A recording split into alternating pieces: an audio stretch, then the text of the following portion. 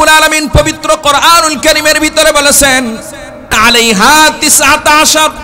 আল্লাহর নবী সাল্লাল্লাহু আলাইহি ওয়াসাল্লাম যখন মক্কায় ছিলেন, নবীজির বিরোধিতা যে সমস্ত কাফেররা সকাল সন্ধ্যার ডেইলি রুটিন বানায় নিছিল, মানে আল্লাহর নবীর বিরোধিতা করতেই হবে, না করে পেটের ভাত হজম হইতো না, এমন কয়েকজন শয়তানের ভিতরে একজন বড় শয়তানের নাম ছিল ওলীদ ইবনে মুগীরা। কি নাম বলছি? এই লোকের 19 জন সন্তান ছিল। কয়জন? মজার কথা শুনবেন, আল্লাহর নবী যখন কোরআনের এই আয়াত তেলাওয়াত করলেন, জাহান্নামে 19 জন পাহারাদার থাকবে ফেরেশতা। ওলীদ ইবনে মুগীরা কয় কি শুনবেন? ওলীদ ইবনে মুগীরা কয়, আরে 19 জন ফেরেশতা জাহান্নামের পাহারাদার, আমার সন্তানও 19টা। এই 19টা ফেরেশতার লগে আমার 19 সন্তানরে মারামারি লাগায় দিয়া আমি মাঝখান দিয়ে পালায়া জান্নাতে চলে যাব। চিন্তা করছেন? জান্নাত জাহান্নাম কি এতই সহজ জায়গা? আর জান্নাত কি এতই মামার বাড়ির তাল্লুক? আমার ভাইরা, ওলীদ ইবনে মুগীরার পরিচয়টা দেই। ওলীদ ইবনে মুগীরা কে ছিল? একদিন ওলীদ ইবনে মুগীরা রাস্তার ভিতরে বলতেছে, ও মক্কাবাসী, মুহাম্মদ যে তোমাদেরকে দ্বীনের দাওয়াত দেয়, ইসলামের কথা বলে, আমাদের বাপদাদার ধর্মের উপরে চুলকানি লাগাইছে, কোরআন নামক এক কিতাব কোথা থেকে এনে যেন মুহাম্মদ তেলাওয়াত করে আর মানুষকে শোনায়, আমাদের থেকে তোমাদেরকে দূরে সরায় নিয়ে যাচ্ছে, মূর্তির বিরুদ্ধে মুহাম্মদ কথা বলে, তোমরা কি জানো এই মুহাম্মদ একজন পাগল? বলেন নাউজুবিল্লাহ। ওলীদ ইবনে মুগীরা রাসূলকে কি বলল? পাগল বলল। এই কথা মক্কার অলি গলিতে ছড়িয়ে গেল, সাহাবায়ে কেরামের কান পর্যন্ত আসলো। তোমরা যেই নবী মুহাম্মাদুর রাসূলুল্লাহ সাল্লাল্লাহু আলাইহি ওয়াসাল্লামের অনুসরণ করো, ওলীদ ইবনে মুগীরা এই নবীকে পাগল বলে গালি দিয়েছে। একজন সাহাবী দৌড়াইতে দৌড়াইতে আল্লাহর নবীর কাছে আসলেন। নবীজি মাজমায় বসে আছেন। সাহাবী এসে আল্লাহর নবীর কানে কানে বলে, নবীজি একটা খবর নিয়ে আসছি, কেমনে বলি জানি না, আপনি বুঝি মাইন্ড করেন? আল্লাহর নবী বলে, না না বলো, কি খবর নিয়ে আসছো? সাহাবী বলে, ইয়া রাসূলুল্লাহ, ওলীদ ইবনে মুগীরা নামক ওই ব্যক্তিটা, ওই শয়তানটা আপনাকে পাগল বলে গালি দিয়েছে। আল্লাহর নবী মুস্কি মুস্কি হাসে। সুবহানাল্লাহ কন না, আরো জোরেই কন। নবীজি মুস্কি মুস্কি হাসে। সাহাবী বলে, ইয়া রাসূলুল্লাহ, পাগল বলে গালি দিল আপনারে ওলীদ, আপনি কেন মুস্কি মুস্কি হাসেন? আপনার তো রাগ হওয়ার কথা। আল্লাহর নবী সাল্লাল্লাহু আলাইহি ওয়াসাল্লাম বলেন, তুমি আমাকে বলতেছো ওলীদের খবর, ওলীদ আমারে পাগল বলেছে, আর আজরাইল জিবরাইল আমার নামে, জিবরাইল আমার কাছে এসে ওলীদের নামে কি বলে গেছে, এটা যদি তুমি শোনো তুমিও হাসবা। বলেন না সুবহানাল্লাহ। ওলীদ আমারে পাগল বলেছে, আর জিবরাইল আমার কানে কানে বলে গেছে, ওগো নবীজি, আপনাকে যে পাগল বলেছে ওলীদ, ও কিন্তু একজন জারুর সন্তান। ওলীদ ইবনে মুগীরা মক্কার সবচাইতে বড় টাকাওয়ালা ছিল, ধন দৌলতের কোনো অভাব ছিল না, ধনে জনে সর্বদিকে ওলীদ ইবনে মুগীরা অনেক শক্তিধর ছিল। 19 সন্তানের বাবা, বুঝতেছেন তো, যার সন্তান বেশি হয় এই যুগ কিন্তু ওই রকম নাই। আগের যুগ এমন ছিল, যার বংশ বড়, যার সন্তান বেশি, এলাকার ভিতরে তার লাঠির পাওয়ার থাকতো বেশি। মানুষ ভয় পাইতো, আরে এর লগে লাগমু, এর 10টা সন্তান আছে, সবাই মিলে ধরলে খবর আছে। আমার ভাইয়েরা, ওলীদ ইবনে মুগীরার নামে আল্লাহর নবী সাল্লাল্লাহু আলাইহি ওয়াসাল্লাম বললেন, ও আমার সাহাবী, আমাকে জিবরিল আমিন ফেরেশতা এই মুহূর্তে আয়াত নাযিল করে দিয়ে বলে গেছেন, উতুল্লিম বা'দা যালিকা জানিম আন কানা যা মালিন ওয়া বানিন। কোরআনের আয়াত সূরা কালামের ভিতর আল্লাহ পাক নিয়ে আসছেন যে ওলীদ সে একজন জারুর সন্তান। সাহাবী বলে, ইয়া রাসূলুল্লাহ, আপনি যে বললেন লোকটা এত বড় ধনাঢ্য ব্যক্তি, এত শক্তিধর ব্যক্তি, এত পাওয়ারফুল ব্যক্তি, তার বিরুদ্ধে আপনি এত বড় কথা বললেন, এটা কি আমি মানুষের কাছে বলবো? কয় আরে বলবা মানে অবশ্যই বলবা। বলেন সুবহানাল্লাহ। এলাকার ভিতরে দ্রুত গতিতে ছড়ায় গেল যে কোরআনে আয়াত নাজিল হয়েছে ওলীদ ইবনে মুগীরা জারুর সন্তান। এলাকার ভিতরে সবচাইতে টাকাওয়ালা, আর টাকা বেশি যার, পাওয়ারও থাকে তার, ঠিক কিনা? আরো জোরে কয় না? টাকা বেশি যার, পাওয়ারও থাকে তার। যার অনেক টাকা, মানুষ তার মাতবাড়ি মানে, টাকা নাই হ্যার মাতবাড়িও কেউ মানে না। অনেক বুদ্ধিমান, টাকা নাই হ্যারে বড় চেয়ারে কেউ বসায় না। টাকা আছে, মাথার মধ্যে কিছু নাই, তারে নিয়ে বড় চেয়ারটা দেয়, ঠিক কিনা? এটা হলো পাওয়ার অফ দ্য মানি। আমার ভাইরা, তো এই কথা যখন বাতাসের গতিতে ছড়ায় গেল যে ওলীদ ইবনে মুগীরাকে জারুর সন্তান বলেছেন মুহাম্মাদুর রাসূলুল্লাহ সাল্লাল্লাহু আলাইহি ওয়াসাল্লাম। ওলীদ ইবনে মুগীরা মালকাসা মারছে। মালকাসা বুঝেন? কেমনে বুঝায় আপনাদেরকে? লুঙ্গি এভাবে নিচ দিয়ে নিয়ে পিছন দিকে গুজে, যে এটারে আমাদের এলাকায় আঞ্চলিক ভাষায় বলে মালকাসা, এটা মারছে। তরবারি একটা খুলছে খাপ থেকে, উঁচা করে নিয়ে দৌড়াইছে যে আজকে মুহাম্মদের একদিন আর আমার একদিন। দৌড়াইছে তরবারি উঁচু করে। বাড়ির গেট পার হওয়ার পরে ওলীদ ইবনে মুগীরা তার এক বন্ধুর লগে দেখা। বন্ধু বলে, দোস্ত তোমার এই হালত কেন? তরবারি উঁচা করে, অগ্নি শর্মা হয়ে, চোখগুলো বড় বড় করে কই যাও? ওলীদ বলে, বন্ধুরে আজকে মুহাম্মাদের কাল্লা কেটে আনবো। কেন? বলে মুহাম্মদ আমারে জারুর সন্তান বলে গালি দিয়েছে।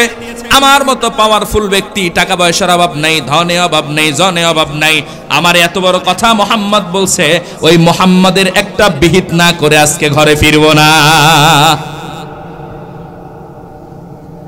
বন্ধুর মাথায় আবার বুদ্ধি ছিল। হ্যাঁ, কয় যে আরে দোস্ত তুমিও তো একটা আস্ত পাগল। কেন? আরে তুমি জারুর সন্তান, এই কথা মুহাম্মদ যদি বলেও থাকে, তোমার মা তো জীবিত আছে, এই কথা প্রমাণ করার সুযোগ তো তোমার আছে। আগে তোমার মায়ের কাছে গিয়ে জিজ্ঞেস করো কথার সত্যতা আছে কিনা। তোমার মা যদি বলে কথাটা মিথ্যা, তাইলে না মুহাম্মদের বিরুদ্ধে তুমি অ্যাকশন নিতে পারো, ঠিক কিনা? তোমার মায়ের কাছে আগে যাও না, দেখো সে কি বলে। ওলীদ ইবনে মুগীরার ধরে প্রাণ ফিরছে। আসলেও তো আগে মায়ের কাছে গিয়ে জাস্টিফাই করি। ওলীদ ইবনে মুগীরা মায়ের কাছে গেছে। মা তখন ভিতরে কাজ করতেছিল। মায়ের হাতটা ধরে ওলীদ ইবনে মুগীরা বাইতুল্লাহর সামনে নিয়ে আসছে, কাবা ঘরের সামনে। সুবহানাল্লাহ কন্যা। ওলীদ ইবনে মুগীরা তার মাকে যখন কাবার সামনে আনছে, মা বলে, বাবা ওলীদ তোমার এই বদহালত কেন? মুখের চেহারা তোমার পরিবর্তন হয়ে গেছে কেন? চোখগুলো বড় বড় হয়ে গেছে কেন? রাগে অগ্নিশর্মা হয়ে ঘাম ঝরতেছে কেন? আর তুমি আমার হাত ধরে কেন কাবার সামনে নিয়ে আসছো? ওলীদ ইবনে মুগীরা বলে, ও মা, নৈতিক চরিত্রের অবক্ষয়ের এই যুগেও এই কাবা ঘরকে সবাই আমরা সম্মান করি। কাফের, মুশরিক, হিন্দু, খ্রিস্টান সবাই কাবা ঘরকে সম্মান করে। ও মা, আমরা মুশরিক হতে পারি, এই আরবের মুশরিকরা সবাই কাবা ঘরকে সম্মান করে। কাবার সামনে এসে তোমার কাছে আজকে আমি একটা প্রশ্ন করতে চাই, বলো তো আমি কি তোমার নেককার সন্তান, আসল সন্তান, বৈধ সন্তান নাকি অবৈধ সন্তান? কারণ আমার জন্মের ব্যাপারে, আমার বৈধতার ব্যাপারে প্রশ্ন তুলেছে যে লোকে বলে জীবনে কোনোদিন মিথ্যা বলে নাই সে। আল্লাহু আকবার। মায়ে তখন একবার কাবার দিকে চায়, একবার সন্তানের দিকে চায়, একবার কাবার দিকে চায়, আবার ওলীদের দিকে চায়। শেষ পর্যন্ত কয়, বাবারে সত্য কথাটা এতদিন গোপন রাখছিলাম, আজকে বলেই দেই। ও বাবা, তোমার বাবা মুগীরা, ওলীদ, ওর নাম ওলীদ, বাবার নাম মুগীরা। তোমার নাম তো ওলীদ, তোমার বাবা মুগীরা একটা রাজবংশের সন্তান ছিল। আমিও এক রাজ ফ্যামিলির রাজকন্যা ছিলাম। তোমার বাবার সাথে আমার যখন বিয়ে হয়, অনেক ধুমধাম করে কয়েকটা দেশের মানুষকে ইনভাইট করে বিশাল বড় অনুষ্ঠান করে বিবাহের অনুষ্ঠান করা হলো। বিবাহ বন্ধনে আবদ্ধ হয়ে গেলাম। আল্লাহু আকবার। তোমার বাবা যেদিন আমার সাথে বিবাহ বন্ধনে আবদ্ধ হলো, ওই দিন রাত্রি থেকেই তার বিশাল অসুস্থতায় ধরলো। কি এক অজানা রোগে আক্রান্ত হলো। 7 দিনের মাথায় ডাক্তার তার রোগ শনাক্ত করে বলে দিল, আপনার স্বামীর টাইফয়েড জ্বরে ধরছিল, আরো বেশ কয়েকটা রোগ একসাথে ধরছে, চিরদিনের জন্য তোমার বাবার যৌবন শক্তি হারায় গেছে। বিয়ের 1 সপ্তাহ পরে, বিয়ের দিন রাত থেকে অসুস্থ, 1 সপ্তাহ পর শনাক্ত হলো তার বাবার চিরদিনের জন্য যৌন শক্তি হারায় গেছে। বাবা ওলীদ, আমি এরপরেও চিন্তা করলাম, যেহেতু সম্ভ্রান্ত ফ্যামিলির ছেলে, তোমার বাবা সম্ভ্রান্ত ফ্যামিলির মেয়ে, আমি না না না, কোনো অন্যায় কাজ করা যাবে না, সংসারও ভাঙা যাবে না। আমাদের সংসার দীর্ঘদিন যাবৎ চলতেছিল, 1 বছর 2 বছর, বিয়ের পরে 3 বছর পার হয়ে গেছে। এবার যখন 3 বছরেও কোনো সন্তানাদি হচ্ছে না, এলাকার মানুষ, গ্রামের মানুষ, শহরের মানুষ সবাই সমালোচনা করতেছে, ওই মুগীরার রাজবংশের প্রদীপ নিভে গেছে, এদের কোনো ভবিষ্যৎ নাই, এদের কোনো বংশ নাই, এদের কোনো সন্তানাদি জন্ম হচ্ছে না। একটা সমালোচনা শুরু হয়ে গেল। আমি তখন চিন্তায় ছিলাম, কোনোভাবে কোনো সুযোগে অসৎ ব্যবহার করা যায় কিনা। বুঝতেছেন কথাটা? সুযোগে কি করে মানুষ? সৎ ব্যবহার সুযোগে করে না, সুযোগে মানুষ অসৎ ব্যবহার করে, ঠিক না? আমার ভাইরা, ওলীদ ইবনে মুগীরার মা বলতেছে, ওই সময় আমি অ্যাটেম্প নিলাম কোন সুযোগে যদি অসৎ ব্যবহার করা যায়। ইতিমধ্যে একদিনের ঘটনা, তোমার বাবা ব্যবসার উদ্দেশ্যে সিরিয়ায় রওনা দিছে, আর তোমার বাবার এক ব্যবসায়ী বন্ধু ছিল, হঠাৎ করে, তখন তো মোবাইলের যুগ ছিল না, ফ্যাক্সের যুগ ছিল না, কে কখন বাড়িতে আসে না আসে সেই খবরও পাওয়া যেত না।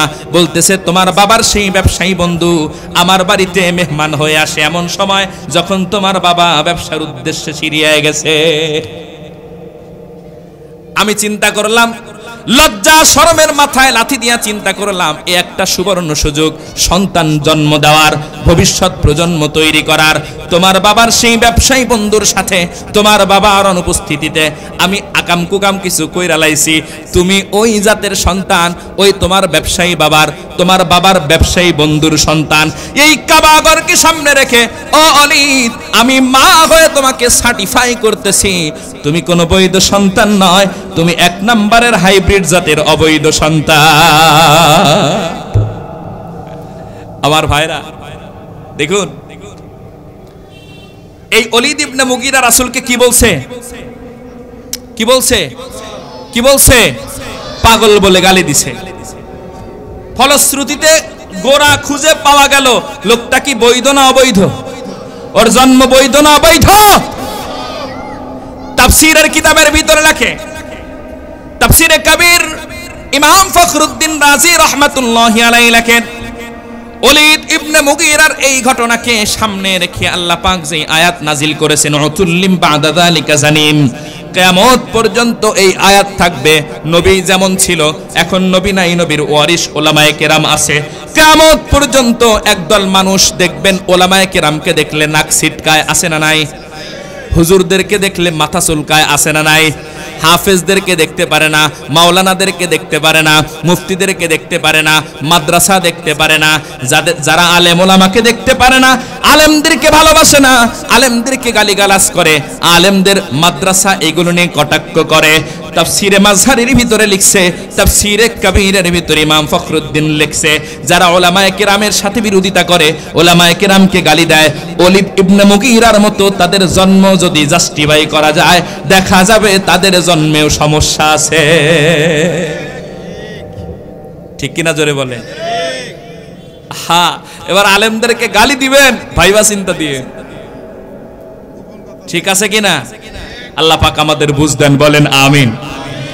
আমার ভাইরা, আল্লাহ নবী সাল্লাল্লাহু আলাইহি ওয়াসাল্লাম যখন হিজরত করে মক্কা থেকে মদিনা আসলেন, মনোযোগ আছে তো? আছে মনোযোগ? মক্কা থেকে যখন মদিনায় আসতেছেন আল্লাহর নবী, নবীজি সাল্লাল্লাহু আলাইহি ওয়াসাল্লাম মক্কা থেকে যখন আসতেছেন, কাবা ঘরের ভিতরে গিয়ে 2 রাকাত নামাজ পড়বেন। এই জন্য ওসমান ইবনে মাজউন নামক একজন লোক ছিল, ওসমান, এই ওসমানের হাতে কাবার চাবি ছিল। আগের কথা না বুঝলে পরে বুঝবেন না, মনোযোগ দেন। ওসমান নামক এক ব্যক্তির হাতে কাবার চাবি ছিল। নবীজি হিজরত করে রাত্রিবেলায় কাবার সামনে এসে বলে, ওসমান, আমার বাপদাদার ভিটামাটি, এই ঘর আমার দাদা আব্দুল মুত্তালিবের হাতে এই ঘরের চাবি ছিল। ও ওসমান, চাবিটা দাও, আমি 2 রাকাত নামাজ পড়ে তারপরে আমার গন্তব্যে রওনা দিব। ওসমান বলে, না, তুমি পালায় যাচ্ছ, যাও, কাবার ভিতরে ঢোকার অনুমতি তোমাকে দেওয়া হবে না। আল্লাহর নবী নিচে দাঁড়ানো, ওসমান ওই চৌকাঠের উপরে দাঁড়ানো। নবীজি বলতেছে, ওসমান, এমন একদিন আসতে পারে যেদিন আমি নবী ওই জায়গায় দাঁড়ানো থাকবো আর তুমি ওসমান এই জায়গায় দাঁড়ায় থাকবা। বলেন সুবহানাল্লাহ।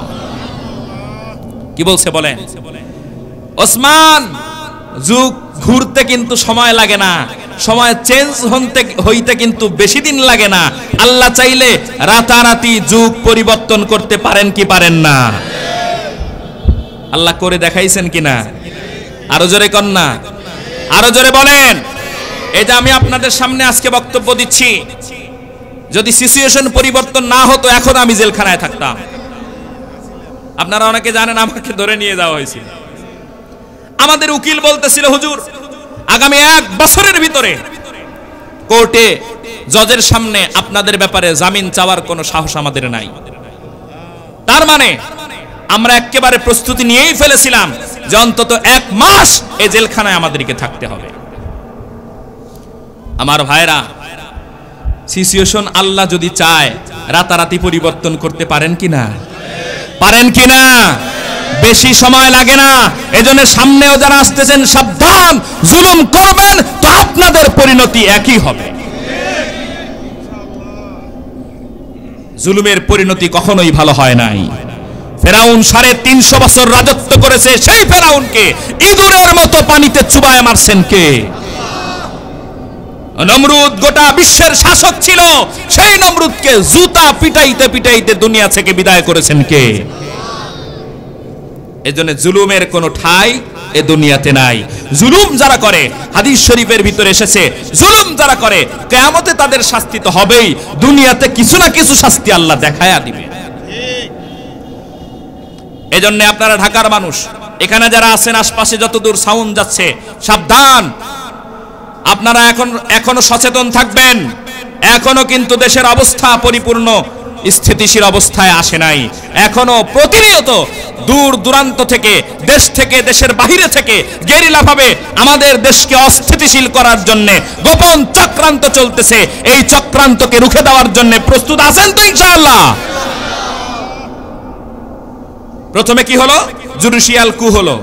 এরপরে আনসারদের মাধ্যমে একটা অস্থিতিশীল পরিস্থিতির অবস্থা দাঁড় করানোর চেষ্টা করা হলো। এরপরে রিকশাওয়ালাদের মাধ্যমে, এরপরে এইটা, এরপরে সেইটা। আপনারা দেখেছেন গতকালকে গোটা বাংলাদেশ থেকে 6 শতাধিক বাসে করে সাধারণ মানুষদেরকে বাংলাদেশে এনে ঢাকা শহরে প্রাণকেন্দ্র শাহবাগে এনে বাংলাদেশের এই প্রাণকেন্দ্র ঢাকা অস্থিতিশীল করার একটা হীন পরিকল্পনা করা হয়েছিল। দেখছেন, আপনারা দেখেছেন? ভাই, এগুলা চোখ কান খোলা রাখবেন। কারণ ভাই, আপনারা তো জেলে যান নাই, আমরা গিয়েছি, আমরা ভুগেছি, আমরা রিমান্ডে গিয়েছি। এজন্য দেশটা যদি অস্থিতিশীল হয়ে যায় আমাদের অন্তরে দুঃখ লাগে। আমার ভাইরা, আজকেও চিটাগাঙে একজন মানুষকে জবাই করে হত্যা করা হয়েছে। যাকে হত্যা করা হয়েছে, দোয়া করে আল্লাহ পাক তাকে জান্নাতবাসী করেন। আরো জোরে বলেন আমিন।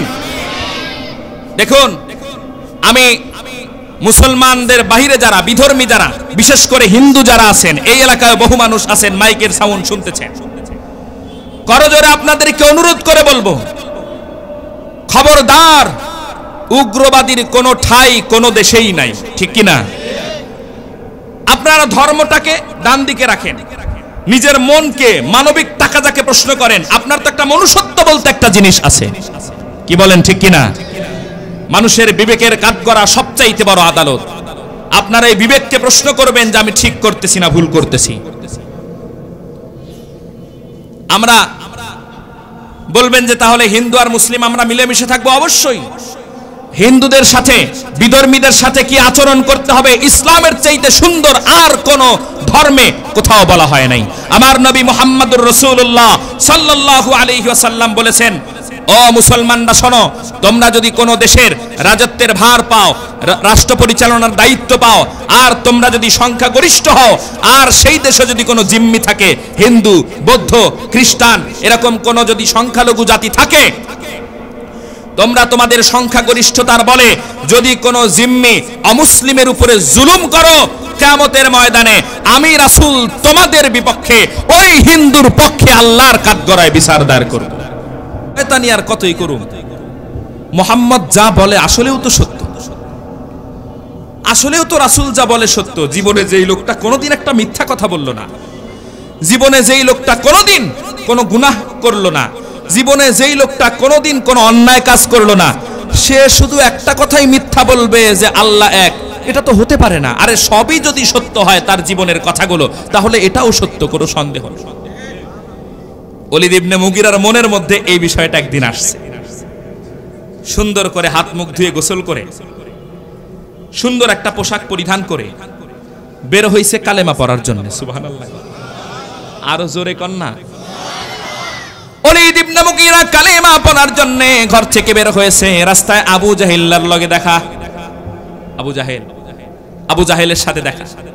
আবু জাহেল বলে, দোস্ত, আবু জাহেল কিন্তু নেতা মানুষ ছিল, অনেক বড় বুদ্ধিমান ছিল, নাম ছিল আবুল হাকাম। কি নাম? নাম ছিল আবুল হাকাম। হাকাম মানে জ্ঞান, হিকমত মানে জ্ঞান। এখান থেকে আবুল হাকাম জ্ঞানের পিতা, জ্ঞানীর পিতা আবু জাহেলের নাম ছিল। কিন্তু যেই জ্ঞান, এত জ্ঞান থাকা সত্ত্বেও আল্লাহর পরিচয় যেই জ্ঞান দিয়ে পাইল না, ওই জ্ঞান কোনোদিন প্রকৃত জ্ঞান হতে পারে না। ওই জ্ঞান হলো মূর্খতা। যেই জ্ঞান দিয়ে আল্লাহরে চেনা যায় না, ওই জ্ঞান জ্ঞান নয়, ওই জ্ঞান মূর্খতা। ঠিক কিনা বলেন? আপনি এমন একটা প্রতিষ্ঠানের সন্তানরে দিয়ে দিলেন, ছোট্টবেলা থেকে পড়তে পড়তে পড়তে পড়তে বড় বড় শিক্ষিত হয়ে গেল, দেশের নামকরা ব্যক্তি হয়ে গেল, কিন্তু তার ওই পড়াশোনার একেবারে ছোট থেকে, একেবারে নার্সারি থেকে, প্লে থেকে শুরু করে মাস্টার্স ডিগ্রি পাস করলো, এমবিএ করলো, এমফিল করলো, এরপরে এমবিবিএস করলো, এফআরসিএস করলো, এফসিপিএস করলো, অনেক কিছু শিখলো, পৃথিবীর সমস্ত শিক্ষা শেষ করলো। কিন্তু ওই শিক্ষা দিয়ে যদি আল্লাহকে না চিনে, ওই শিক্ষা দিয়ে যদি কোরআন পড়া না শিখে, ওই শিক্ষা দিয়ে যদি রাসূলকে না চিনে, ওই শিক্ষা দিয়ে রাসূলের আদর্শের উপরে চলতে যদি না পারে, আল্লাহর কসম ওইটা কোনো শিক্ষা নয়, ওইটা মূর্খতা। কারণ দুনিয়ার সমস্ত জ্ঞানের দৌরত্ব হলো মরণ পর্যন্ত। ঠিক কিনা? মৃত্যু যখন হয়ে যাবে, পৃথিবীর কোনো শিক্ষা মরণের পরে আর যাবে না। কিন্তু যদি কোরআন আর হাদিসের শিক্ষা তার জীবনে থাকে, আল্লাহর রাসূল সাল্লাল্লাহু আলাইহি ওয়াসাল্লাম বলেন, মানুষ ইন্তেকাল করে দুনিয়া ছেড়ে যাবে। একজন হাফেজ হয়েছে, আরো ছাত্র করেছে, মাদ্রাসা করেছে, ছাত্রদেরকে পড়াচ্ছে, তার ছাত্র আরো ছাত্রকে পড়াচ্ছে, তার ছাত্র আরো ছাত্রকে পড়াচ্ছে। এইভাবে চলতে চলতে কিয়ামত পর্যন্ত এই জ্ঞানের ধারাবাহিকতা চলতে থাকবে। আর ওই লোকটা প্রথমে যে কোরআন শিক্ষা দিয়েছিল, হাফেজ বানিয়েছিল, ওই ওস্তাদ কবরে শুয়ে শুয়ে কিয়ামত পর্যন্ত সেই সওয়াব আর বেনিফিট ভোগ করতে থাকবে। এই যে বাতি বানাইছে, কোন এক বিজ্ঞানী তো বাতি বানাইছে, ঠিক কিনা? সর্বপ্রথম যে বাতি আবিষ্কার করছে, বলেন দেখি মরণের সময় তার কবরে কয়টা বাতি লাগাইছে? লাগানো হয়েছে নি? ফ্যান আবিষ্কার করছে যে মরার পরে তার কবরে কয়টা ফ্যান লাগাইছে? বলেন, লাগাইছে? না না না। এসি আবিষ্কার করছে, কবরে তার মরার পরে একটাও এসি লাগানো হয় নাই। তার মানে বোঝা যায় জাগতিক বিদ্যার দৌরত্ব হলো মরণ পর্যন্ত। নিঃশ্বাস আছে যতদিন জাগতিক বিদ্যার দৌরত্ব আছে ততদিন। নিঃশ্বাস যেদিন বন্ধ হবে, জাগতিক বিদ্যা সব সেদিন গোরস্থানে চলে যাবে, তার কোনো উপকারে আসবে না। আর আমার ভাইয়েরা, মাদ্রাসায় যদি আপনার সন্তানকে দেন, মাদ্রাসায় আপনার ভাই ভাতিজা নাতি এদেরকে যদি দেন, আল্লাহর কসম করে বলি, দুনিয়ার জীবনেও আপনি সুখ পাবেন, যতটুকু চান তার চাইতে বেশি পাবেন। আর আসল সুখ তো শুরু হবে মরণের পর থেকে।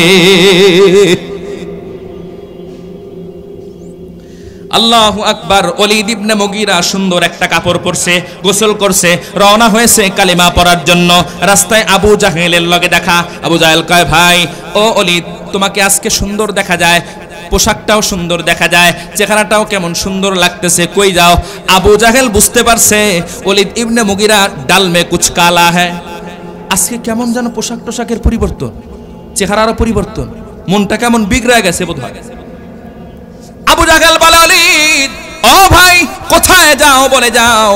ওলীদ ইবনে মুগীরা বলে, আবু জাহেল ভাই তুমি যাই বলো না কেন, বলো তো দেখি তোমার ভাতিজা জীবনে কোনোদিন মিথ্যা কথা বলছেনি? আবু জাহেল বলে, না কোনোদিন বলে নাই। ও আবু জাহেল ও ভাই বলো দেখি তোমার ভাতিজা মুহাম্মদ জীবনে কোনোদিন কোনো অন্যায় করছেনি? কয় না, তাও করে নাই।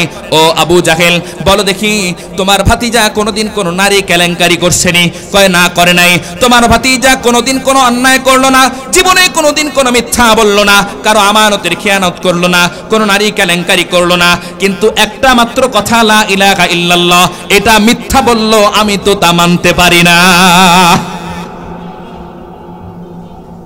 তো তোমার মতলব কি? কয় মতলব হইল আমি কালেমা পড়ুম। সুবহানাল্লাহ কয় না, মতলব হইল আমি কালেমা পড়ে মুসলমান হব। আবু জাহেল কয়, ভাই রে ভাই তুমি কি জানো কালেমা পড়ে যদি মুসলমান হও কত কষ্ট? 5 ওয়াক্ত নামাজ পড়া লাগবো, টাকা পয়সার যাকাত দেওয়া লাগবো, এরপরে কোরআন শরীফ পড়া লাগবো, নিয়ম কানুন মানা লাগবে, অনেক বাইন্ডিং এর ভিতরে থাকতে হবে, অনেক হারাম মানতে হবে, অনেক হারাম সেগুলো করা যাবে না, অনেক হালাল, অনেক ওয়াজিব, অনেক ফরজ সেগুলোকে আদায় করতে হবে। এত কষ্ট করে মুসলমান হইতে পারবা কি তুমি? ওলীদ ইবনে মুগীরা বলে, মুহাম্মদ যদি সবই ঠিকঠাক বলে, মুহাম্মদ যদি সবই সত্য বলে, মুহাম্মাদের কালেমা যদি সত্য হয়, আমার তো বিশ্বাস হয় মুহাম্মদ যেই জান্নাতের কথা বলে ওই জান্নাতও সত্য, মুহাম্মদ যেই জাহান্নামের কথা বলে ওই জাহান্নামও সত্য। সুতরাং একটু কষ্ট করে যদি, একটু কষ্ট দুনিয়াতে করে যদি জাহান্নাম থেকে মুক্তি পেয়ে জান্নাতে যাওয়া যায়, আমি ওলীদ সেই কষ্ট মানতে রাজি আছি।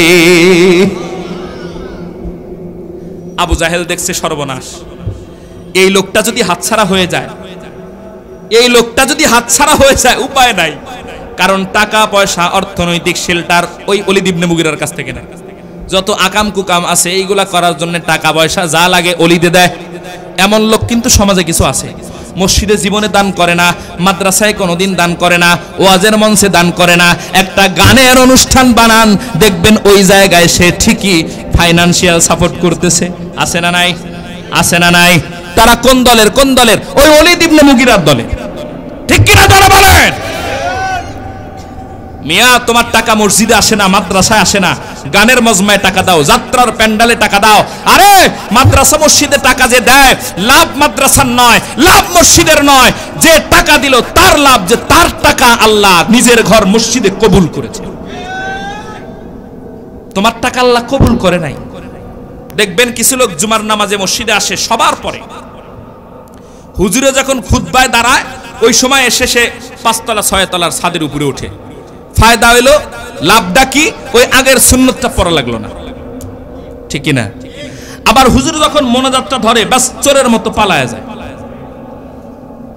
ফায়দা কি? শেষের সুন্নতটা পড়া লাগলো না। আবার দান বাক্স কোন দিক দিয়ে আইলো গেল সে চোখেও দেখলো না। সব দিক দিয়েই তার লাভ। বলেন তো লোকটা লাভবান হইল না? লাভ করলো না লস করলো? আরে মিয়া তোমার টাকা মসজিদে কবুল হয় নাই, এজন্য তোমার টাকা মসজিদে যায় নাই। যার টাকা মসজিদে কবুল হয়েছে তার টাকা আল্লাহ ঠিকই সেখানে নিছে। ঠিক কিনা বলেন? আমার ভাইরা, আবু জাহেল দেখলো, হায় হায় হায়, এই ওলীদ ইবনে মুগীরা বড় ডোনার। আমরা যত যাত্রাপালা করি, আমরা যত নাচের অনুষ্ঠান করি, আমরা যত গান বাদ্য করি, মুহাম্মাদের বিরুদ্ধে যত অ্যাক্টিভিটিস করি, ফাইনান্সিয়াল সাপোর্ট যত দরকার ওলীদ ইবনে মুগীরা দেয়। এই ওলীদ যদি মুসলমান হয়ে যায় আমাদের তো 12টা বেজে যাবে। এবার আবু জাহেল কি কয় শোনেন, মনোযোগ দেন, মনোযোগ দেন। আবু জাহেল কি পরামর্শ দেয়? আবু জাহেল কয়, ওলীদ ভাই আমার, তোমার চাইতে কিন্তু বয়সে আমি বড়, বুদ্ধি কিন্তু তোমার চাইতে একটু হলেও বেশি আছে। শোনো আমি একটা পরামর্শ দিই, তাতে তোমার কষ্ট করে নামাজও পড়া লাগবে না, যাকাতও দেওয়া লাগবে না, ইবাদত বন্দেগী করা লাগবে না, আবার পক্ষান্তরে অপরদিকে তুমি মরার পরে জান্নাতও পাইবা। ওলীদ বলে, কষ্ট না কইরা যাকাত না দিয়া যদি জান্নাত পাওয়াই যায় তো বুদ্ধিটা একটু দেন শুনি। আবু জাহেল কয়, ওলীদ কিছু টাকার বিনিময়ে তুমি আমারে কিনে নাও, মরার পরে দুনিয়াতে তুমি আকাম কুকাম, গান বাদ্য, নাচ গান যা করো না কেন এগুলোর সব গুনাহ আমি আবু জাহেল নিয়ে নিব। কিছু টাকা দিয়ে তুমি আমারে কিনে নাও, কিয়ামতের ময়দানে আমি আল্লাহকে বলবো, আল্লাহ ওই ওলীদ ইবনে মুগীরার যত গুনাহ আছে এগুলো আমারে দাও, শাস্তি আমারে দাও, আর হেরে জান্নাতে দাও। ওলীদ কয়, মুরব্বী বুদ্ধিটা তো ভালোই দিছে, এই বুদ্ধি যদি মানি তাহলে নামাজের কষ্টও করা লাগলো না, যাকাতের কষ্টও করা লাগলো না, ইবাদত বন্দেগীও করা লাগলো না, আবার জান্নাতও পেয়ে গেলাম। আচ্ছা কত টাকা নেবেন কোন? আবু জাহেল কয় 40,000 দিরহাম। কত দিরহাম? আরো জোরে কন না। 40,000 দিরহাম বর্তমান বাজার দর অনুযায়ী মোটামুটি 8 থেকে 10 কোটি টাকা। 40,000 দিরহামের বিনিময়ে তুমি আমারে কিনো, তোমার সব গুনাহ আমি লয়া লমু, আর আমার তো কোনো গুনাহও নাই নেকিও নাই, বাস তোমার গুনাহগুলো আমারে দিয়া তুমি খালি হাতে জান্নাতে চলে যাবে। এই মর্মে চুক্তি হয়ে গেছে। আল্লাহ রাব্বুল আলামিন এই ঘটনা পুরোটাই, আচ্ছা ওলীদ ইবনে মুগীরা টাকা দেওয়ার সময় একটু মুলামুলি করে দামাদামি কইরা মাছের বাজারের মতো, আরে ভাই 40,000 চাইছে তো ঠিক আছে তোমার 35,000 দেই, দেওয়ার সময় আবার কিছু মুলামুলি কইরা কমও দিছে, মানে মিটাইছে 40, কিছু কমও দিছে। আল্লাহ পাক সেইটাও বলে দিছে, বলেন সুবহানাল্লাহ। আল্লাহ পাক বলতেছে, ও রাসূল দেখো কি এরা মাছের বাজারের মতো মনে করতেছে, এরা মনে করতেছে জান্নাত এত সহজ, টাকা দিয়ে জান্নাত ক্রয় করবে। আল্লাহ রাব্বুল আলামিন এই ঘটনার প্রেক্ষিতে সূরা নাজমের 33, 34, 35 থেকে বেশ কয়েকটা আয়াত নাজিল করছে, বলেন সুবহানাল্লাহ। এবার দেখেন আল্লাহ কি বলেন। আল্লাহ পাক বলেন, আফারাআইতাল্লাযী তাওয়াল্লা ওয়া আ'তা কালিলান ওয়া আকদা। আফারাআইতা, রাসূল আপনি কি দেখেন না, আল্লাযী তাওয়াল্লা, যে নাকি রাস্তা থেকে পলায়ন করেছে, দিনের পথে আসতে গিয়ে এখান থেকে আবার পলায়ন করছে। দিনের পথে ইসলাম গ্রহণ করার জন্য বের হয়েছিল, মনে আছে? এখান থেকে আবার পলায়ন করছে। তাওয়াল্লা, আফারাআইতাল্লাযী তাওয়াল্লা, রাসূল আপনি কি দেখেন না, আল্লাযী তাওয়াল্লা, ইসলাম গ্রহণ করতে এসে আবার ভেগে গেছে, ওয়া আ'তা কালিলান ওয়া আকদা, এবং এই লোকটা কিছু টাকা মিটকুট করেছিল, দিতে আবার কিছু কমও দিছে। 40,000 দিরহাম মিটাইয়া দিছে 35,000, এমনে মুলামুলি করছে মাছের বাজারের মতো। আইনদাহু ইলমুল গায়বি ফাহুয়া ইয়ারা, তারা যে এই যে চুক্তিনামা করলো, তাদের কাছে এই চুক্তির সত্যতা কে দিল, এই চুক্তিকে সার্টিফাই কে করলো? এই চুক্তির মাধ্যমে ওলীদ ইবনে মুগীরা যে জাহান্নাম থেকে মুক্তি পাবে, এই কথার বিশ্বস্ততা সে তারা কোথা থেকে পেল? আমলাম ইউনাব্বা বিমা ফি সুহফি মূসা, তাদের কাছে কি ওই কথা পৌঁছে নাই যেটা মূসা আলাইহিস সালামের সহিফার ভিতরে ছিল? ওয়া ইব্রাহিম আল্লাযী ওয়াফা, এবং ইব্রাহিম আলাইহিস সালামের সহিফার ভিতরে যেই কথা ছিল, এটা কি তাদের কাছে পৌঁছে নাই? আরে তারা কি জানে না মূসা আলাইহিস সালামের সহিফাতে আমি আল্লাহ কি বলেছি, ইব্রাহিম আলাইহিস সালামের সহিফাতে আমরা কি বলেছি, আমি আল্লাহ কি বলেছি? এগুলো কি তারা পড়ে নাই? এগুলো কি তারা দেখে নাই? এগুলো কি তারা জানে না? আপনারা দেখবেন ইমাম সাহেব মাঝে মাঝে নামাজের কেরাতের ভিতরে এটা পড়ে। কি পড়ে? সুম্মা লা ইয়ামুতু ফিহা ওয়া লা ইয়াহইয়া ক্বাদ আফলাহা মান তাযাক্কা ওয়া যাকারা ইসমা রাব্বিহি ফাসাল্লা বাল তুসিরুনাল হায়াতাদ দুনিয়া ওয়াল আখিরাতু খায়রুন ওয়া আবকা ইন্না হাযা লাফিস সুহুফিল উলা সুহুফি ইব্রাহিম ওয়া মূসা। এই তেলাওয়াত কি কখনো শুনেছেন? নামাজি হইলে না শুনবেন, কয় নামাজি পড়ি না, তেলাওয়াত আর কি। মজার একটা কথা কই, হাজী ইমদাদুল্লাহ মুহাজিরে মক্কি কোন এক জায়গায় গেছেন, মুরিদানরা এসে বলছে, হুজুর আমাদের এলাকায় একজন বদকার মহিলা আছে, খারাপ কাজ করে, আপনি একটু পর্দার আড়াল থেকে ওরে একটু নসিহত করেন, ও যেন খারাপ কাজগুলো বাদ দিয়ে দেয়। হাজী ইমদাদুল্লাহ মুহাজিরে মক্কি মহিলাকে পর্দার আড়াল থেকে ডাক দিয়ে নসিহত করতেছে, আম্মা জান তুমি নাকি খারাপ কাজ করো, তোমার নামে অনেক বদনাম শুনলাম, তোমাকে আমি কোনো নসিহত করব না, আজ থেকে একটাই নসিহত করব, যাও এক বদনা পানি দিয়ে একজন নেককার মহিলাকে তার কাছে পাঠায় দিছে, ওরে সুন্দর করে ওযু করায় দাও। সুন্দর করে ওই মহিলারে পর্দার আড়ালে খারাপ মহিলাকে ওযু করায় দিছে, তারপরে বলছে ওরে নামাজ শিখায় দাও, নামাজ শিখায় দিছে। এরপরে বলে, মা তুমি ওয়াদা করো আজ থেকে 5 ওয়াক্ত নামাজ পড়বা। ওই বদকার মহিলা বলে, আল্লাহর কসম করে বলি আজ থেকে আমি 5 ওয়াক্ত নামাজ পড়ব। মনোযোগ আছে? দেখেন কি হয়, মহিলারা নামাজ শিখায় দিল, ওযু করায় দিল। একদিন, 2 দিন, 3 দিন, 4 দিন, 5 দিন, 1 সপ্তাহ, 2 সপ্তাহ, 1 মাস, 2 মাস, 3 মাস পরে হযরতে হাজী ইমদাদুল্লাহ মুহাজির মক্কি ওই এলাকায় লোক পাঠাইছে যে একটা মহিলারা যে আমি নামাজ শিখায় দিয়ে আসছি, ওর গুনাহের খবর কি, ওর অন্যায় কাজের খবর কি। কারণ আল্লাহ রাব্বুল আলামিন পবিত্র কোরআনে বলেন, ইন্নাস সালাতা তানহা আনিল ফাহশাই ওয়াল মুনকার, নামাজ যে ঠিকঠাক মতো পড়লো নিশ্চয়ই এই নামাজটাকে যত রকম অশ্লীল ফাহিশা কাজ আছে সব কাজ থেকে বিরত রাখে। সুবহানাল্লাহ বলেন। কার কথা?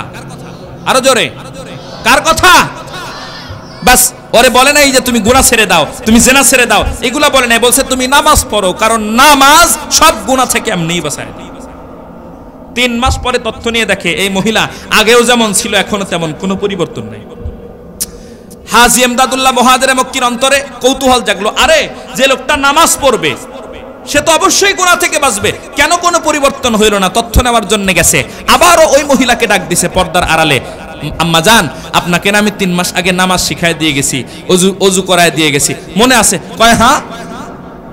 আচ্ছা আপনাকে বলছিলাম 5 ওয়াক্ত নামাজ পড়বেন, আপনি কসম করে বলেছিলেন আমি 5 ওয়াক্ত নামাজ পড়বো, ঠিক মতো পড়েন? কয় হ্যাঁ আল্লাহর কসম আমি 5 ওয়াক্ত নামাজ ঠিকঠাক মতো পড়ি। আচ্ছা অজুটা কি ঠিক মতো করেন? হাজী ইমদাদুল্লাহ মুহাজির মক্কির অন্তরে তাও প্রশ্ন, নামাজ যদি ঠিক মতো পড়েই তো গুনাহ কেন ছাড়ে না? বলে অজু কি ঠিক মতো করেন? কয় কেন, আপনি যে অজু করায় দিয়ে গেছিলেন ওইটা কি ভাঙছেনি? এখনো তো আছে। কয় মাস গেছে? আরো জোরে কর। তার মানে বোঝা যায় কোন ব্যক্তি যদি নামাজ পড়ে গুনাহ করে, নামাজ পড়ে সুদ খায়, নামাজ পড়ে ঘুষ খায়, নামাজ পড়ে অন্যায় করে, নামাজ পড়ে মিথ্যা বলে, নামাজ পড়ে মসজিদে বসে বসে আলেম ওলামার দুর্নাম নিয়ে থাকে, নামাজ পড়ে মসজিদে বসে বসে, এমন কিছু লোক আছে এলাকার সাংবাদিক, এলাকায় ওই লোকটা থাকলে আর সাংবাদিকের দরকার নাই। মোবাইল নেটওয়ার্ক যদি বন্ধ হয়ে যায়, প্রেস ছাপাখানা সব যদি বন্ধ হয়ে যায়, কিছু লোক সমাজে এমন পাইবেন চা স্টলে বসে বসে চা খায় আর গোটা দুনিয়ার খবর বলে বেড়ায়, আছে না নাই? এমন লোক আছে রে ভাই। যদি দেখেন নামাজ পড়ে এগুলা করে, বুঝতে হবে তার নামাজের মতো নামাজ হচ্ছে না, হয়তো রুকু হচ্ছে না, না হয় সিজদা হচ্ছে না, না হয় ওযু হচ্ছে না। নামাজ যদি নামাজের মতো পড়ে অবশ্যই নামাজটাকে গুনাহ থেকে বাঁচাবে। তাহলে দেখেন আল্লাহ পাক কি বলে, وأعطى قليلا وأكدا عنده علم الغيب فهو يرى أم لم ينبأ بما في صحف موسى وإبراهيم الذي وفى। ইব্রাহিমের সহিফার ভিতরে, মুসার সহিফার ভিতরে আমি যা কিছু বলেছিলাম এগুলো কি তারা পড়ে নাই? এগুলো কি তারা দেখে না? এবার বলে ইব্রাহিম আর মুসার সহিফার ভিতরে কি আছে?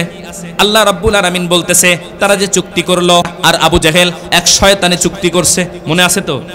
এই চুক্তি যে তারা করলো কিসের উপরে করলো, কোন সোর্সের উপরে ভিত্তি করে করলো? তাদের কাছে কি গায়েব থেকে কোনো ইলম আসছে, নাকি তারা কোনো কিছুর উপরে পড়াশোনা করেছে? কোথার থেকে পাইলো?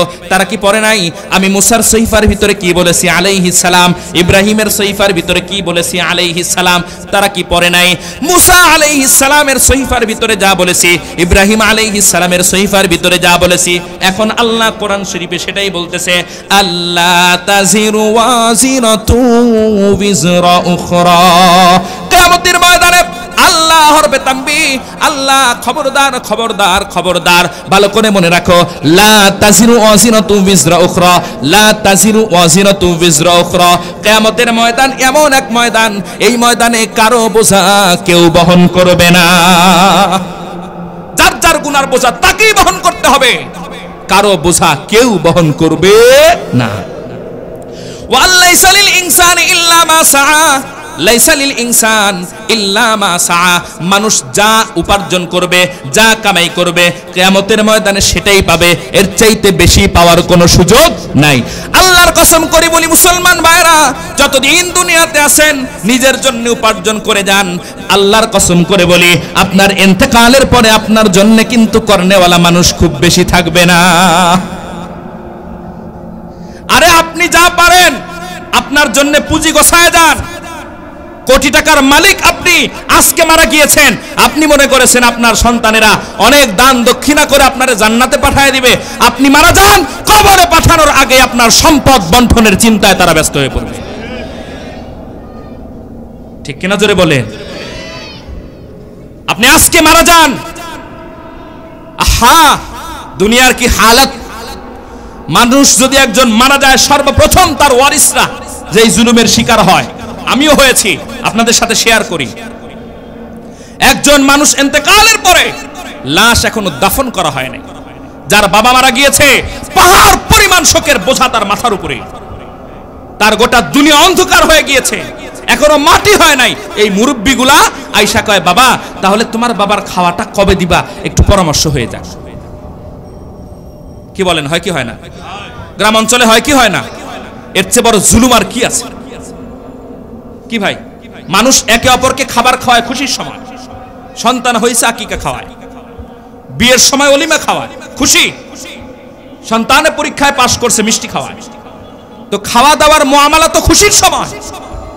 বেচারা বাবা মারা গিয়েছে, তার দুনিয়া অন্ধকার হয়ে গেছে, তার আসমান জমিন সব মাথার উপরে ভেঙে পড়েছে, আর মুরব্বিরা এসে কয় খাওয়াই বা কবে, পরামর্শে বসে। এর চাইতে বড় জুলুম আর কি? তা আপনার অবস্থা এমন হবে, আপনার মৃত্যুর পরে, মরার আগেই আপনার মৃত্যুতে খুশি উদযাপনের প্রস্তুতি চলবে, খাওয়া দাওয়ার প্রস্তুতি চলবে।